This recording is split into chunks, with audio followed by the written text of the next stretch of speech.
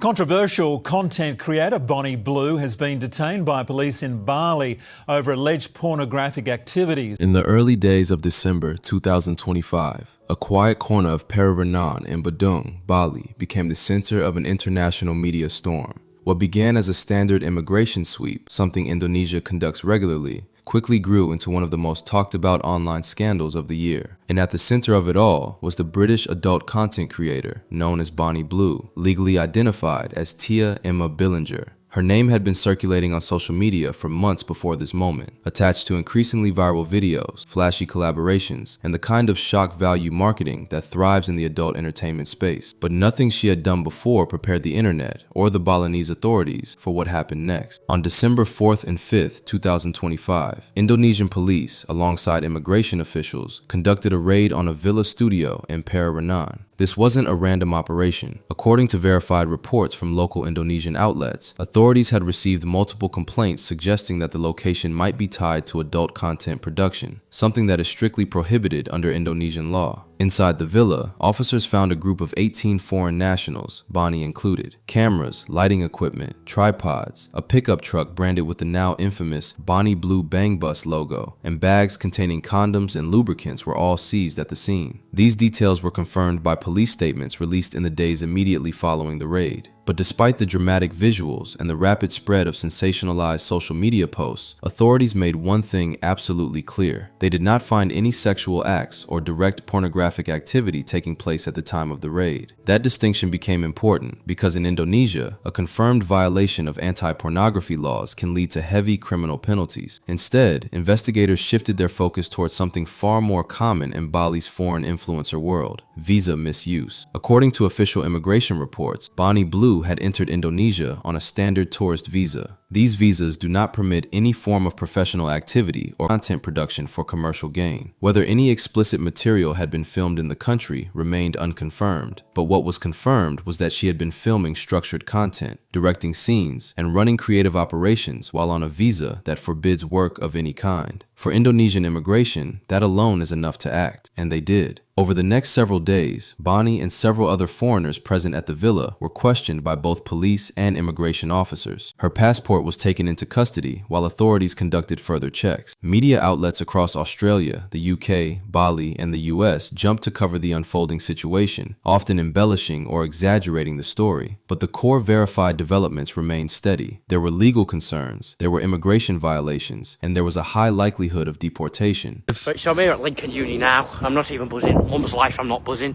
I've come here to see Bonnie Blue and she's not turned up. So I've come 40 mile from where I live, and she's not turned up. And this is the second time she's done this. It's happened before and it's happened again. By December 11th, Indonesian officials indicated publicly that Bonnie was not facing criminal pornography charges. Instead, they were preparing to deport her and impose a blacklist, preventing her from re-entering the country. But this wasn't just a routine deportation. It became a moment that sparked conversations about influencer tourism, exploitation, adult content industries abroad, and how far creators will go for viral content. As the days unfolded after the raid, the narrative surrounding Bonnie Blue began to split into two very different realities. On one side, there was the official documentation coming from Bali, measured, precise, and rooted strictly in what authorities could verify. On the other side, there was the internet, TikTok edits, out-of-context screenshots, YouTube thumbnails with red arrows, and exaggerated claims suggesting everything from human trafficking to massive organized crime. But when you strip away the noise and focus solely on what's real, a far more grounded, though still dramatic, picture emerges. Authorities in Badung confirmed that Bonnie Blue had not been detained in a jail cell. She was being held in administrative supervision, a standard procedure for foreigners under immigration investigation. The villa raid had led to her passport being confiscated, and until her case was processed, she couldn't legally leave the country. This alone created a kind of limbo that creators caught in similar situations know all too well. You're not free, but you're not charged. You're not a criminal, but you're not allowed to continue your normal life. Inside this limbo, Bonnie's online image began to fracture. Fellow adult creators, influencers, and even some of her past collaborators reacted publicly. Some reactions were supportive, reminding the public that filming adult content in Indonesia is illegal, and that many foreigners aren't fully aware of the consequences. But other reactions were openly critical, with a few creators suggesting that Bonnie had been warned about Bali's strict laws long before the raid happened. These claims circulated widely, though it is only confirmed that several creators spoke about the risk in general, not whether Bonnie personally received direct warnings. Meanwhile, local media in Bali doubled down on explaining why the situation was so serious. Indonesia's anti-pornography law, passed in 2008, doesn't play around. Even the perception of producing explicit content can trigger heavy investigation. And when foreign nationals become involved, especially in a high-profile international case like this, immigration steps in fast. The footage of police towing away Bonnie's Bang Bus branded truck only amplified the story. It wasn't just the name,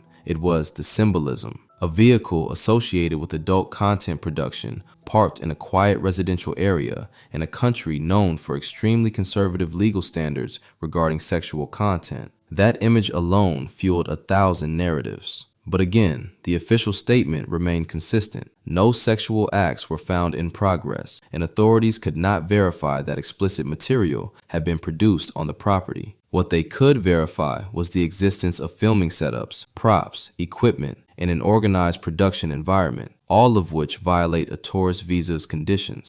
Bonnie Blue has reportedly been arrested in Bali over her Bang Bus tour that picks up barely legal men. The controversial Brit adult star is said to have been detained over alleged pornographic activities. She was seen inside a police station on Friday after cops detained her. Police say that her Bang Bus stunt was deemed illegal in the country according to the laws. By December 10th and 11th, it became clear what direction the case was heading. Rather than pursuing criminal charges, which require airtight evidence, Indonesian officials leaned toward immigration enforcement, deportation, blacklisting, removal from the country, and no return for years. For Bonnie, this marked a turning point. Her online presence, normally loud, vibrant, and deliberately provocative, went quiet. That silence became its own storyline, because for a creator whose brand thrives on consistent controversy, the sudden pause was louder than anything she could have posted. As Bonnie remained under immigration supervision, the public began dissecting every angle of her situation. Comment sections turned into courtroom debates, with people arguing over whether she had been unfairly targeted or whether this was the inevitable outcome of treating Bali like a lawless content playground. But while the internet argued, Balinese officials kept their focus on one thing: the evidence in front of them. Immigration authorities emphasized repeatedly that visa misuse was the primary issue. For many viewers unfamiliar with Indonesia's legal climate, this might seem minor, but in Bali, a tourist visa is a strict agreement. You enter, you enjoy the island, you leave. No filming for business, no collaborations for profit, no structured productions that can be tied back to monetization. And Bonnie had built her entire career around monetized content. Whether she was filming explicit scenes at the villa or simply creating suggestive vlogs remained unconfirmed, but the presence of organized production equipment was enough to trigger enforcement. Cameras set up for filming, lighting rigs, bags of props. These weren't the tools of a tourist. They were the tools of a content creator running operations inside a country where such operations are heavily restricted. The story became even more layered as international news outlets picked it up. Publications in Australia, the UK, and the US began drawing parallels between Bonnie's situation and the long-standing issue of influencer tourism, a growing trend where foreign creators push cultural and legal boundaries in pursuit of viral content. Bali, being a hotspot for online creators, had dealt with similar situations before. Influencers overstaying visas, staging stunts that violated local customs, or filming content that clashed with Indonesian values. So Bonnie's case didn't emerge in a vacuum. It fit into a pattern the authorities were already familiar with. What separated her situation from others, however, was the scale, the brand name, the content style, the involvement of so many foreign men at the villa, and the presence of that unmistakable Bang Bus branding. Each of those details, real and confirmed, gave the case a sensational edge that international media couldn't resist.